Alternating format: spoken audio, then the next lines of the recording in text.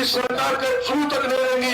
इसी प्रकार से हमारा पैरा मेडिकल कॉलेज, जिसकी मुख्यमंत्री ने घोषणा की थी कि 2 अप्रैल 2022 को और 7 में इस बात को कोट किया था कि मुझे पता है कि पॉलिसी में ढील देनी पड़ेगी, मैं पॉलिसी में ढील देकर पैरा मेडिकल कॉलेज बनवाऊंगा। उससे भी बड़ी विधानसभा में मुख्यमंत्री खट्टर जी साफ इनकार कर गए। हमारा नर्सिंग कॉलेज, जिसकी क्लासें पिछले 6 साल से हमारे करल कॉलेज में लगती हैं, जो आपने बनाया था जो साहब सपीटों का करल कॉलेज, और उसमें ना तो हमारी करल कॉलेज की बेटियां पढ़ सकती ना हो हमारे नर्सिंग कॉलेज की, क्योंकि करल कॉलेज के लिए ही वो बिल्डिंग बनी थी। इसी प्रकार से हमारा जो टिल्लू खेड़ा का करल कॉलेज, जो आज से 5-6 साल पहले हमारे एक स्कूल था बहुत अच्छा, उसमें उसकी भी क्लासें लगती हैं, उस स्कूल का भी बैठा दिया। और एक ऐसी छोटी बिल्डिंग में किस प्रकार से कॉलेज चलेगा? आपके साथ कितना भेदभाव किया है, इसका ताजा उदाहरण मैं आपको उस सपीटों के टिल्लू खेड़ा के करल कॉलेज के बारे में बताना चाहता हूँ। अभी 20 फाइलें करल कॉलेज की गई थी विधानसभा लोकसभा चुनाव के बीच में, 19 फाइलें तो पास कर दी, आपकी फाइल नहीं पास की, जबकि हमने 40 करोड़ की जमीन, जो 5 करोड़ का 1 एकड़ है, इतनी महंगी जमीन, इतनी बढ़िया जगह है, जमीन ट्रांसफर की हुई है, एक 29.5 करोड़ का एस्टीमेट था, तो वो भी पास नहीं किया। इस प्रकार का भेदभाव इस पिछले 10 साल में इस भारतीय जनता पार्टी ने किया है। अकेला ये नहीं किया, ये तो जैसे ही एक साजिश का शिकार हमारे दादा को तुमको बना के 80 साल के बुजुर्ग के साथ इतने बुढ़ापे में बीजेपी ने साजिश की है कि ताकि नानून में करते कभी कुछ सारा ला दे, लेकिन जो लोगों को बख्श जाता है, मुंह सोते खाते कुछ नहीं होगा, वो भी आ रहेगा और यू भी आ रहेगा। उसके लिए एक हमारे 80 वर्षीय बुजुर्ग के साथ इस प्रकार का इंसाफ नहीं करना चाहिए था। बीजेपी ने टिकट देनी थी तो हमारे दादा को तुमको नानून से देते।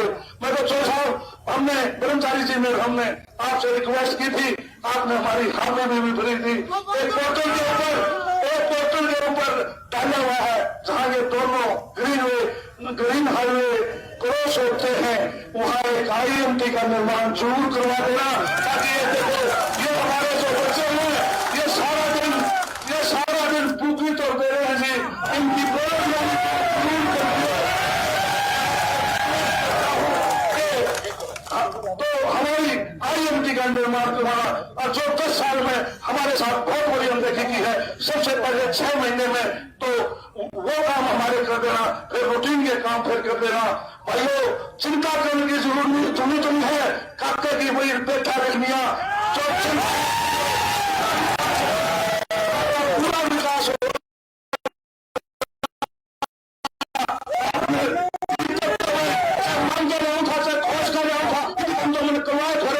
लेकिन विपक्ष होने के कारण और ये जो भारतीय जनता पार्टी की सरकार है, इसकी अनदेखी के कारण आपके कई काम कर पाया, लेकिन जैसा ही आपकी मनचाही सरकार आएगी तो आपके बूंदे काट देंगे।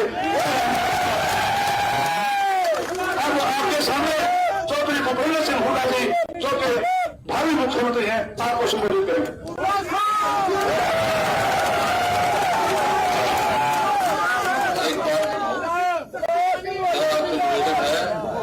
5 मिनट में बोलूंगा, ना तो नारे लाइयो बीच में, ना रोला करियो, ध्यान से सुनो, बातें सुनने। यहाँ से हमारे सांसद सतपाल ब्रह्मचारी जी और यहीं से हमारे विधायक व हमारी पार्टी के उम्मीदवार सुभाष गंगोली जी, कमल शर्मा जी हमारे मित्र, और सम्मानित मंच सभी साथियों जो नाम लिया गंगोली जी ने बताया, वह सभी तो हल्के भी उपस्थित मेरे बुजुर्गों, नौजवान साथियों व मातृशक्ति प्यारे बच्चों, देखिए सतपाल जी ने बताया, अग्नेश्वर धाम में आकर, इस भूमि पर आकर हमारे को भी ऊर्जा मिलती है।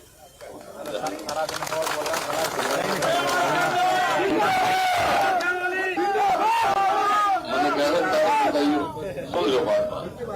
देखो मैं सुबह से चला हुआ हूँ, आगे प्रोग्राम है 5 बजे बाद, मैं सारे हरियाणा में घूमता और आज मैं इस दावा कर सकता हूँ कि हरियाणा में 36 बरादरी ने मन बना लिया अब की बार कांग्रेस सरकार।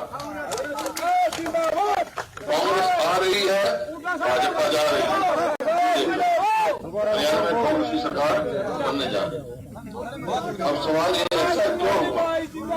ऐसा क्यों हुआ? क्योंकि लोगों ने देख लिया तोड़कर 2005 से 2014 तक हमारी सरकार थी और 14 से 24 तक इनकी सरकार थी। देख लिया, जिस दिन हमने सरकार छोड़ी 2014 में, हरियाणा प्रति व्यक्ति आय में, प्रति व्यक्ति में,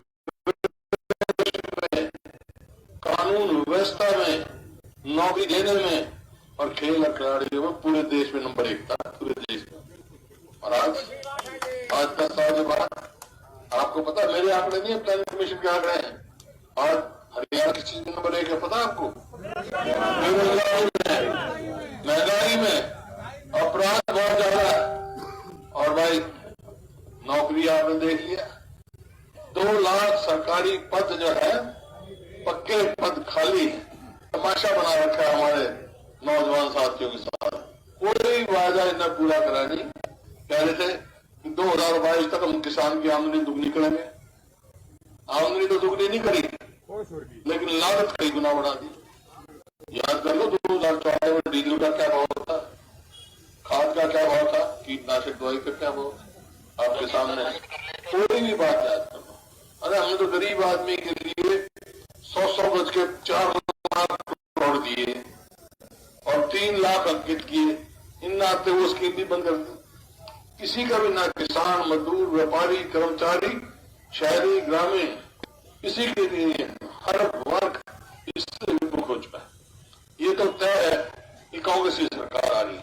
अब आप जाओगे तो एक सवाल आपसे लोग पूछेंगे, तो हरियाणा का पट्टा बंटवा दिया, जो नंबर 1 था वो सबसे फिसड्डी बना दिया प्रदेश, लेकिन अब कांग्रेस आ गई तो क्या करोगे? कल 7 कांग्रेस आएगी तो मैं बुजुर्गों की पेंशन 6,000 रुपए करेंगे।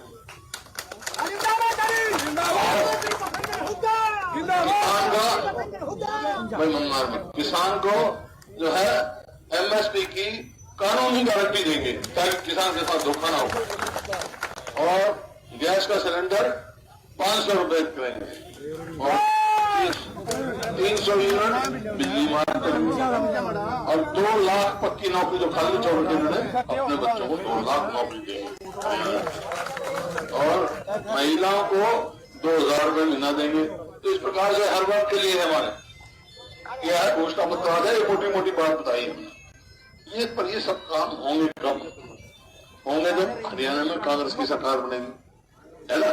और कांग्रेस की सरकार कैसे बनेगी? कांग्रेस की सरकार जब बनेगी तब सुभाष गंगोली को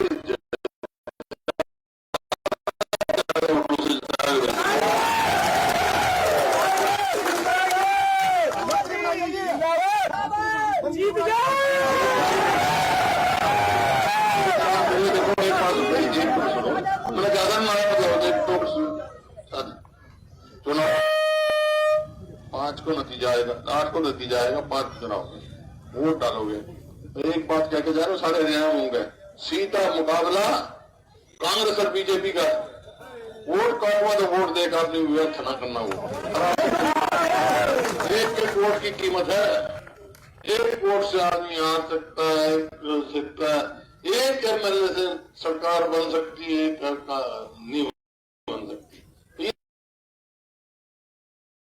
फैसला करना है, अपनी वोट व्यक्त मत करना, सीधा मुकाबला कांग्रेस का और बीजेपी का है। दूसरी, मैं आखिर में यही कहना चाहता हूं कि भाई सुभाष को देखोगे, आप देखोगे, और एक मेरे को देख के भी वोट दे दियो भाई, देखोगे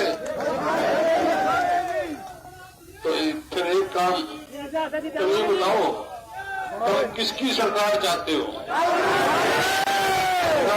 कांग्रेस सरकार जो तो भाई एक काम जो है हम कर दो, एक काम मैं कर दूंगा।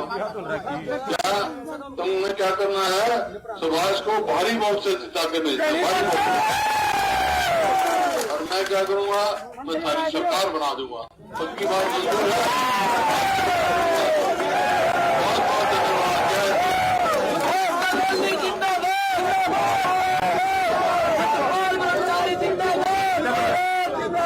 सतीश राज देशवाल जी आम आदमी पार्टी को छोड़कर कांग्रेस पार्टी में शामिल हुए हैं। लोकसभा चुनाव लड़ा। सतीश राज जी बहुत बहुत धन्यवाद।